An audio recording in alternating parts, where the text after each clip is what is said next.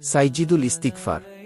اللهم أنت ربي لا إله إلا أنت خلقتني وأنا عبدك وأنا على عهدك ووعدك ما استطعت أعوذ بك من شر ما صنعت أبوء لك بنعمتك علي وأبوء بذنبي فاغفر لي فإنه لا يغفر الذنوب إلا أنت হে আল্লাহ, আপনি আমার প্রতিপালক।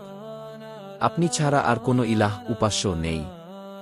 আপনিই আমাকে সৃষ্টি করেছেন এবং আমি আপনার বান্দা। আমি আপনার সাথে কৃত ওয়াদা এবং প্রতিশ্রুতির উপর রয়েছি যতটুকু পারি। আমি আপনার কাছে আশ্রয় চাই আমার কৃতকর্মের, পাপের, অমঙ্গল থেকে। আমি আপনার নিকট স্বীকার করি আপনার নিয়ামতের কথা যা আপনি আমাকে দিয়েছেন, এবং আমি স্বীকার করি আমার পাপের কথা। অতএব আপনি আমাকে ক্ষমা করুন, কারণ আপনি ছাড়া আর কেউ পাপ ক্ষমা করতে পারে না। রাসূল বলেছেন, যে ব্যক্তি এই দোয়াটি সকালে ঈমানের সাথে পড়ে এবং সেদিন মারা যায় সে জান্নাতে যাবে, আর যে রাত্রে পড়ে এবং সেই রাতে মারা যায় সেও জান্নাতে যাবে। সহিহ বুখারী 6306।